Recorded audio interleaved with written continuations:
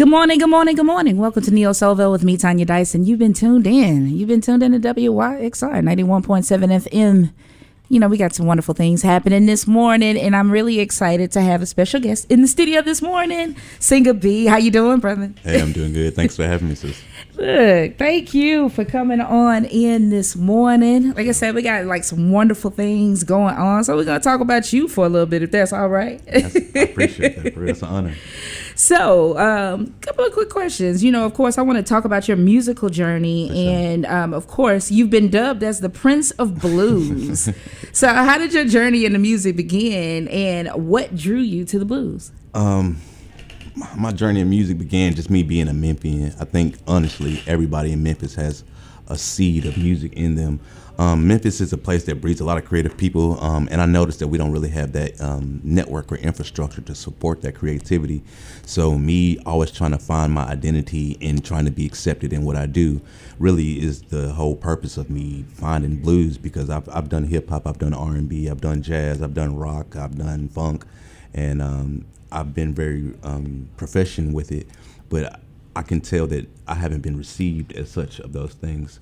And so one day I just decided, after doing the blues with Al Capone, because he actually started this wave that I'm on. He's a rapper that is now a rap blues man. Right. And our last show that we had together was the halftime show for Grizzlies and Warriors. Yeah. And I thought that was an amazing accomplishment to have as a Memphian, as a musician, but you know, that don't pay the bill after you get done doing that show. And right. Still people don't know who you are. So I feel like I need to leave Memphis and figure out who's my tribe of people that's looking for what it is that I'm doing. And so I went to Nashville doing some cover songs.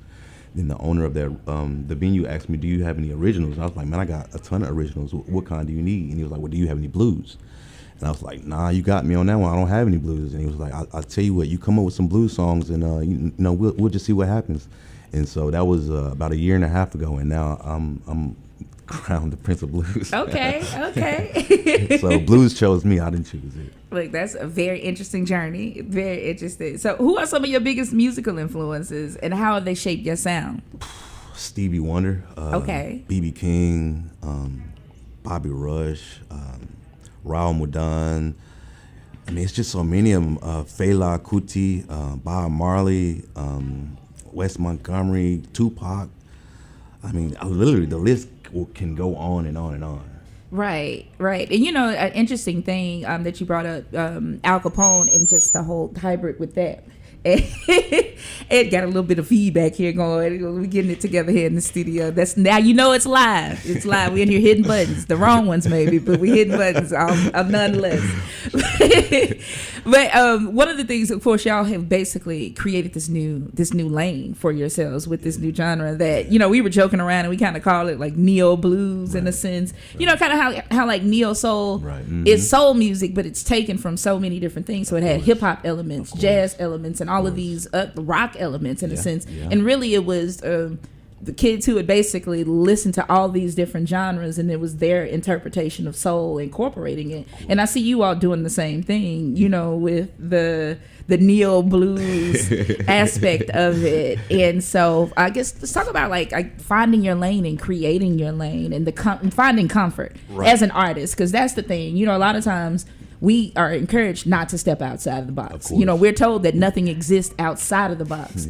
So creating your lane and being comfortable in doing this new thing, and specifically doing this new thing within yourself and reinventing yourself. Let's talk about that.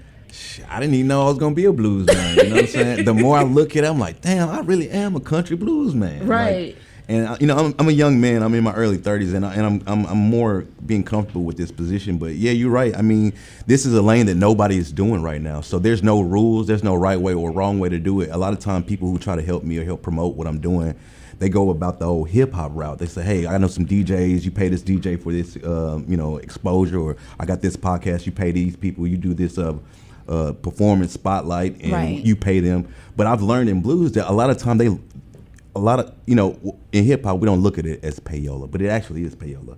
In blues, they will prefer that you don't pay them, no matter what the price is, but that you submit a real blues record, something that will really show that they're a part of the innovation, that they're a part of the change, and that they were a part of bringing this new sound forward. They still believe in real music like that. Right. And so for me, the rules, it really ain't no rules. I mean, honestly, I'm watching and following and learning from Al Capone because he's more than just a blues rap man. He's a man that I respect. He's a businessman that I respect. He's a Memphian that I respect. He's a man of God that I respect. Yeah. So watching the moves that he's make and seeing the trials and tribulations, I'm really learning that, it's a blessing to be able to learn from him. And at the same time, I'm a different aspect to him because I play instrument, I sing. Right. He sings as well, but I'm predominantly singing. So I use those aspects to my advantage. I don't use them as crutches or look at them as fear that, people who are used to rap, they ain't gonna want to hear nobody singing, or somebody who's used to blues don't want to hear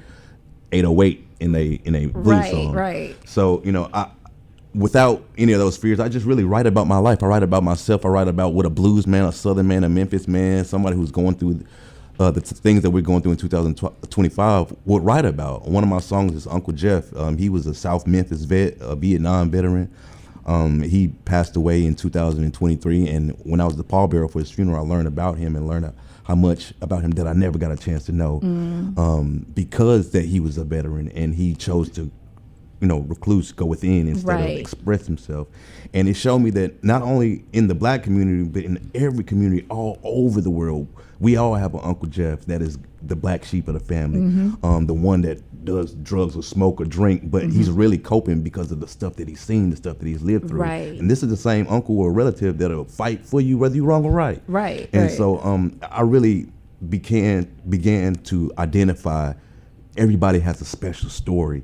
And with blues, it helps me to really portray these stories the best way I can, and people all over the world are gravitating to it. Indeed. So you earlier you brought up that a lot of the blues DJs just want you to bring a good blues album. Yeah. So speaking of good blues albums, you got a new single out called "Don't Play With My Money," and it has a powerful title. Look, I think I say that every day. Do not play with my time or my money. Look, I might have to we might have to pull up Big Mama Thornton, was it Rufus Thomas, like with Hound Dog and Bearcat. Look, I might have to write a response song called "Don't Play With My Time." I'm with that. For real. It's serious. It's for real. So what inspired this song, and of course, what message do you want listeners to take from it? When I first wrote this song, it was a rebuttal. It was a response to somebody saying, "Can you write a blues song?" I already had the chorus in my notes in my phone. Right. And for me as a musician, I know blues changes 1-3-5. So I just came up with a 1-3-5, something a little different, put a little spin in there, and put those lyrics on it. But as I started to sing and perform it, the words actually spoke. Sometimes we don't know what we're saying until we listen to what we said, and we didn't even know we said that or that it meant that gravity. And so for me, really standing on "Don't Play With My Money," like I said, I've been doing music all of my life and doing different genres, and people respect me, but they don't take me serious enough to me be a household name or for me to be a ticket seller. And so a lot of times when I am in those positions, people take advantage of me.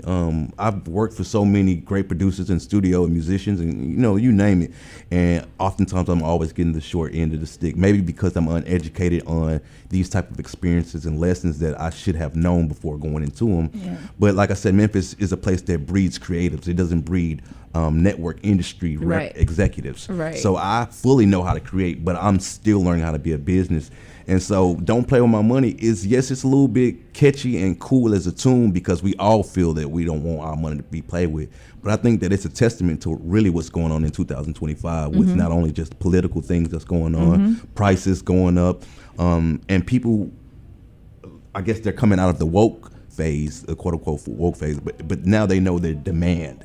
And it's not just discovering who I am, it's now standing on who I am and demanding my respect and my value. So that's really why I'm glad that I released it as my first piece, because I don't, if this is the only time that people know me for a blues song, I want you to know not to play with my money. Right. And because I have a lot of people that's dependent on me and believe in me and support me. And so when I go out there and stand on the stage, it's not just me that's singing this song, it's the people that helped me. Like recently, my car was broken into, and all of my music equipment was stolen. And I made a GoFundMe, and within 2 days, I raised the money to get all of my stuff back. It was over thousands of dollars. And normally, whenever I try to put together an event or do a show or something to sell a ticket, it's hard to get that type of activity. Right. But when people saw what it is that I'm doing, they know that I'm a teacher, an educator, performer. I do this all my life. Right. They really believe in me more than me giving them a song, giving them a t-shirt, giving them some merch. They know that if I keep doing this, I'll be able to inspire, I'll touch somebody. So seeing that people believe in me, it made me realize that I can't wait on a record label. I can't wait on the music industry. They've been seeing me do this blues for a while. Let me go ahead and release a song for them to, as an appreciation, Right. and to show that this is what I'm doing. But at the same time, I want them to know that I won't be playing with their money, that everything that I'm doing is standing on real business, real principle, real legacy, real legitimacy. There it is, y'all. So this is Don't Play With My Money by Singa B, and we'll be right back. Hey. You can play with my heart. You can play with my mind.